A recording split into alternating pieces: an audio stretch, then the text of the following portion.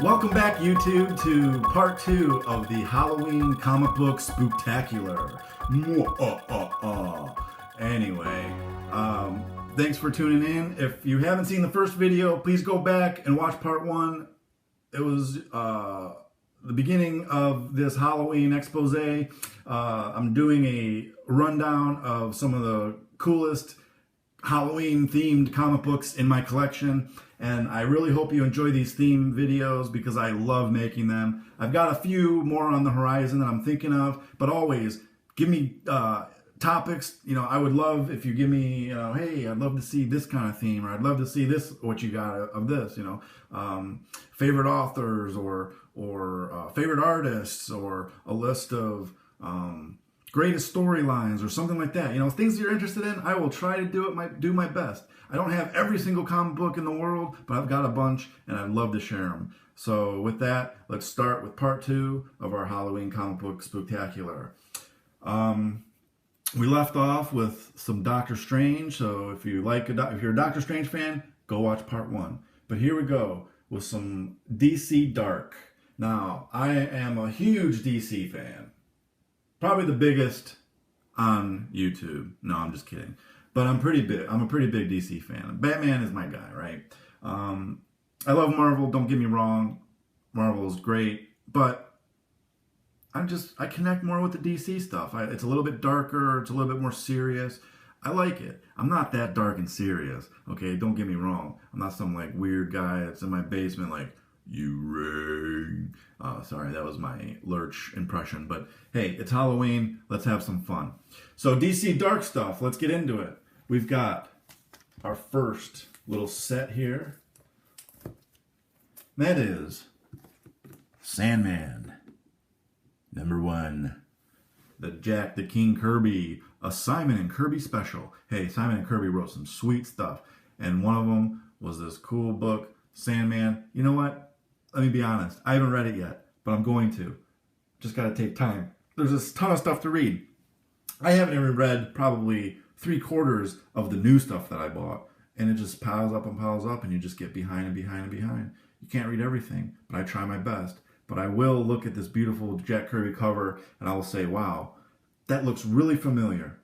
And I'll tell you why in a minute when I get to another book. But let's go on. Oh, this is the winter issue, by the way. And yeah, so it was published in the winter. So this is #1. This is issue #2, published in May. So from winter to May, now they're decided to use months. But hey, that's a long time. So what would you say? You know, winter, December, January, all the way to May? It's like 5 months, 6 months. What were you doing, Jack? But anyway, another Jack the King. We got #3 with your little monkey dude dreaming, fighting nightmares. You know, let's have a Sandman versus Freddy Krueger crossover. That'd be pretty sweet. Sandman #4. We got Prince Eternia in his bed. I don't know if you can see that or not, but man, if that doesn't look like my name is Adam, Prince of Eternia. One day I went to bed, held aloft my lofty sword. Wait, this is a PG or, yeah, let's say PG rated. Let's not get too graphic. But anyway, another awesome part of the storyline, number 4 here. We got Sandman, Master of Nightmares, Jack Kirby, number 5. And we've got number 6. And I believe this is the full run. So I'm pretty stoked to have it. All of them are in really good condition too. As a matter of fact, I really might get these CGC just because it's a set. And why the hell not? A set in high grade. It's got to be worth something, right? All right. Continuing on with our DC Dark expose. We've got The Books of Magic, number 1. Now this is a 4-part series written by Neil Gaiman. And it is the first appearance of Timothy Hunter, who is a major magician in the DC Dark, DC Magic realm. He actually has been part of a lot of the stories with Zatanna. I believe he trained her in some way. You know, he's rubbed elbows with Constantine. He's a major player in the DC Dark, DC magic realm, so to say, of stories. And, you know, hey, maybe he'll show up on a show. You never know. Okay, and this book really isn't that expensive. You know, he's a D-list character, but you know what? Hey, D-list characters sometimes do really well. I'm on a fantasy football league, and guess what? Those 4th and 3rd and 4th string players, when those first 2 get hurt, and they come out and they just kill it, and you're like, wow, I'm so glad I picked them up off the waiver wire. Well, guess what? Same thing with these characters. You never know. All of a sudden, he shows up, boom, you got the book. Get it now. It's not that expensive. Here's Doorway into Nightmare, or Doorway to Nightmare, number 1. This is the first appearance of Madame Xanadu, another cool occult magic user in the DC Dark world. Here's Madame Xanadu, number 1. This is her first solo title. And a really cool cover. I love that. That is just tarot cards right there. She's showing you this creepy death card.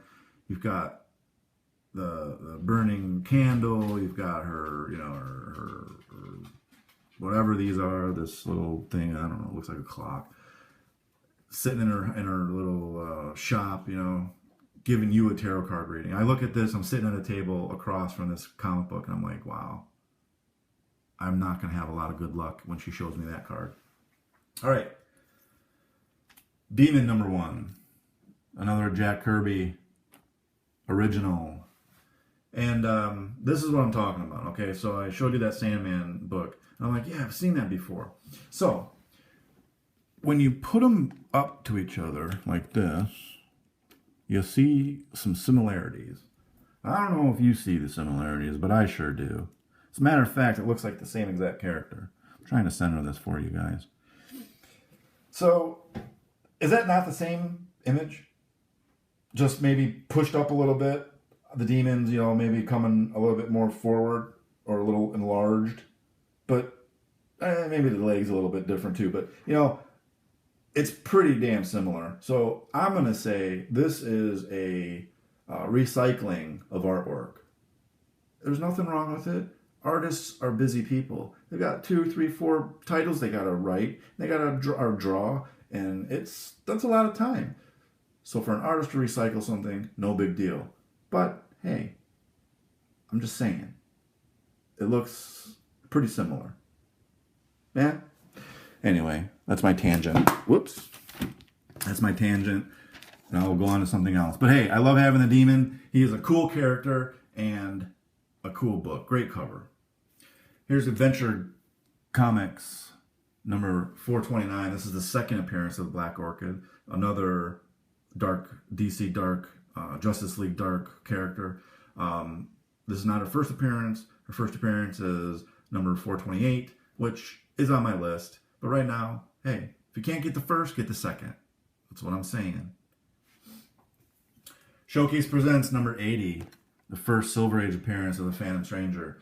Phantom Stranger is a fantastic, fantastic character. I don't know if you guys read the New 52. I don't want to give any spoilers, but the version I kind of liked. I liked where they were going with it. he turned out to be like someone of importance in the biblical times. It was interesting, right? And it tells you that's the reason why he was banished from heaven and has to basically be work his way into heaven through deeds, good deeds, whatnot. But the Phantom Stranger, regardless, is a fantastic character, and this is a cool book to own. And it's a cool Halloween book too, right? All these, I think, pretty much have done their job with proving that this is a Halloween themed video. Saga of the Swamp Thing number 13. There's nothing spectacular about this book other than the cover and the fact that it's written by Alan Moore, a genius writer. I will be getting or trying to get this a complete Alan Moore run. It's very hard to do, very hard to find, almost impossible to find unless I go on eBay, and then we know that I'll be selling my house afterwards because I can't afford to pay the rent. But nonetheless, number 13, great, demonic spirits and skulls and more skulls and demonic. Hey, she looks naked. But anyway, back to the shows. Swamp Thing number 7.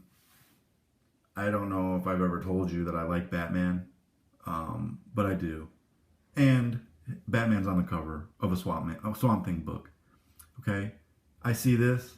It's sold to Dark Side Jedi every single time.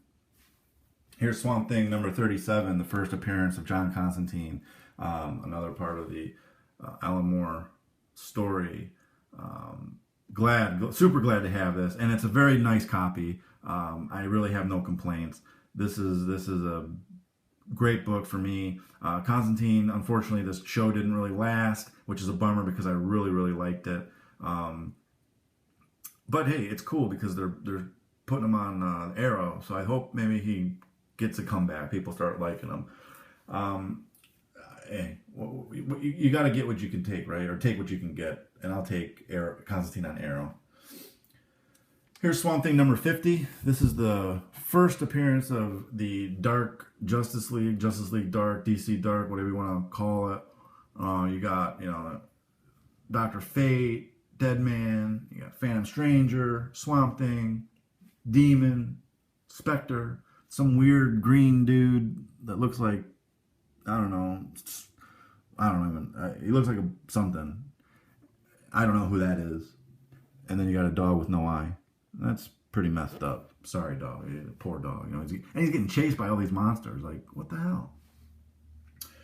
Speaking of Spectre, here we have The Secret Origins, number 5. Nice Bronze Age retelling, reprints of origin stories of different characters. This is the Jim Corrigan Spectre, the original Golden Age Spectre. Cool to have.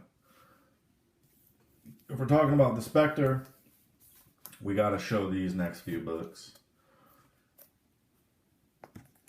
And that is the Jim Aparo run in Adventure Comics. And it's this is the first part of the Aparo run. This artwork is phenomenal. I mean, hey, Jim Aparo, in my opinion, gives Neil Adams a run for his money any day of the week. Both great, but Jim is right up there, and I don't think he gets enough respect. So I'm going to give him some respect and show these books because, wow. And it's a great character, too, the Spectre. Look at that. I mean, his hands are melting. The gun is smoking. He's like, dude, why'd you shoot at me? Could have gone home and just, watch TV. So this is number 140 or 431. Here's number 432, another smoking gun, man. People and their guns, man. You can't shoot a wraith. So why even try? Well, I guess he shot this guy, but that doesn't matter. Number 432. Number 433. Dude's doing a seance. He's like, what? This lady's like, oh man, my husband told me not to come. I think I made a very poor choice. So this is issue 433. Number 434. Another great cover by Jim Aparo. Number 435. Hey, Aquaman fans, it's the return of Aquaman. And number 436. Yes, sir. Or ma'am, depending on who's watching. Good stuff. Real good stuff. All right, so more Spectre, because I love me some Spectre. So here we go. We've got Brave and the Bold, number 72. This is the Spectre and the Flash. This book, the key of this book is that it's the 4th Silver Age appearance of the Spectre. That's a Jim Corrigan Spectre, okay, the Golden Age Spectre. I think he's had a few different iterations. I'm not sure of all of them, but I know Jim Corrigan, the main guy. 4th appearance. Showcase presents number 64. This is the 3rd appearance of the Silver Age Spectre. But when I read in Overstreet, it says it's the 5th appearance. Now, my question is that the 5th appearance overall? Or is that the 5th Silver Age? Because if it's the 5th Silver Age, I call BS. Because how can you have the 2nd appearance of the Silver Age Spectre at showcase number 161 and have the 3rd appearance, or have the 5th appearance at number 64? So there's 2 books, 2 months, right? Books came out monthly. 2 months to write in 3 more appearances. What were those books? So I'm thinking it's the 5th overall appearance. 3rd Silver Age, 5th overall. Again, the second Silver Age showcase number 61. And here is the 1st Silver Age appearance of the Spectre. Showcase presents number 60. Sweet, sweet stuff. And a must in any Halloween comic book video.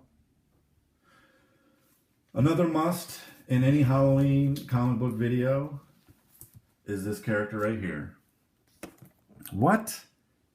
And you're like, Supergirl, how is she in any way Halloween? She's not. It's the backup story in these books that I'm looking at. But hey, guess what? Supergirl number 1 isn't too bad of a book to have, because we know that Supergirl has a show, and it's actually come up, I think, this week or next week.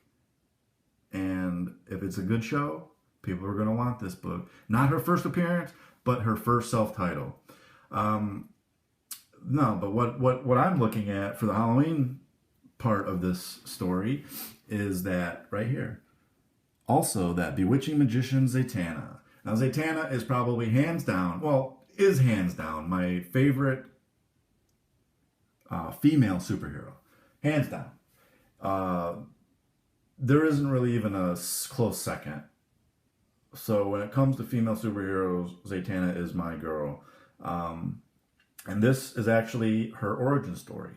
So these next couple books are is a backstory of her origin, which is a pretty sweet thing to own if you're a Zatanna fan. So Supergirl number 1 is part 1 of the origin.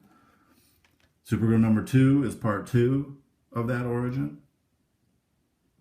Part 3, Supergirl number 3, Amazing Zatanna. Part 4, Zatanna becomes a living sword thrust forever in enchanted rock. Part 5.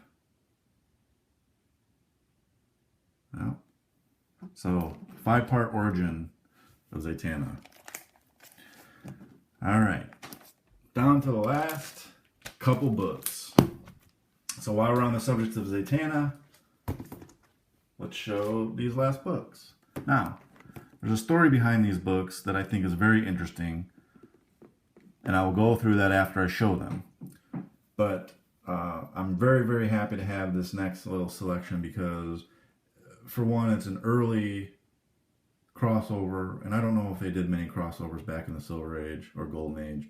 So to have a story run through multiple titles is something that's pretty rare back then for this time. So I'm super happy to have it. Plus, it's a Zatanna story.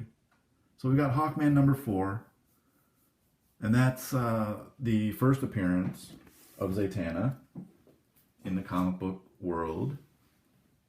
Very expensive book. And if she shows up on a show, forget about it. This thing is going to go through the roof. It's only a matter of time. I do my witch dance every night in hopes that she will show up on Arrow, or I was hoping on Constantine, but that's not going to happen unless she shows up on Arrow when Constantine's on the show. So one day she will arrive, and I will be very happy. And I'll be very happy to own this book. This book is a book that I will never sell unless I'm selling it to upgrade it to a better looking copy. But this isn't too bad. Here is Detective Comics number 336. This is the another part of this storyline. Now the storyline for this is, now it's the backups, but it's basically Zatanna is looking for her father. Zatara, who is a Golden Age character, first appearance in a very popular Golden Age book, Action Comics number 1. So I will never, never, ever own a copy of the first appearance of Zatanna's father, Zatara. Never. But I can have a story of when she's looking for him. So the story is actually, these titles are actually collected into a trade, and it's called The Search for Zatara, or Zatanna's Search. It's called Zatanna's Search. So this is the second part. Now, people say that she is the witch in this story. I have opened this book and looked through it and read it, and I see nowhere where it says that Zatanna is the witch. Maybe at the very end they kind of hint to something, but it doesn't make sense. But I guess sometimes these things don't make sense. But hey, everybody I hear and everything I read says that it's part of the story arc because it's in the Zatanna's Search trade. But that the fact that she's the witch, so technically her second appearance, but not really because it's not her. It's kind of like the Domino thing, right? In Marvel with Deadpool. So this is her second appearance overall. It's Adam number 19 and part 3 of Zatanna's Search.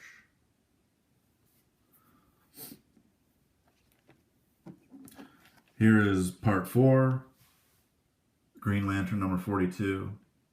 Great, great, great cover. Probably one of the top Green Lantern covers, besides that Green Lantern 76 or the drug issues. Yeah, so pretty, let's say this is top 5. Here is Detective Comics 335. This is part 5 of the Zatanna Search story. And here's Justice League number 51, the last part 6 of the story arc. And a very, very cool Justice League cover. Batman, Elongated Man.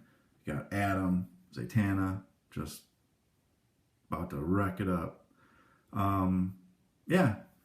So cool. So yeah, this is for me, this is probably one of my most treasured of runs, because not only is it a Zatanna story, but it's also a very early crossover in comic books. And I don't know that they did a lot of these back in these days. It seems to me like a lot of these stories were one and done stories.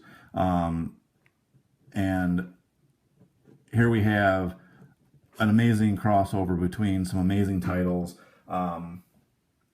Yeah, I mean, I have nothing really else to say about it other than these will be read. I know it's tough to want to take out a book like this, and it's like, oh no, I don't want to ruin it. I'll be very careful, but I am going to read this story. It's a must.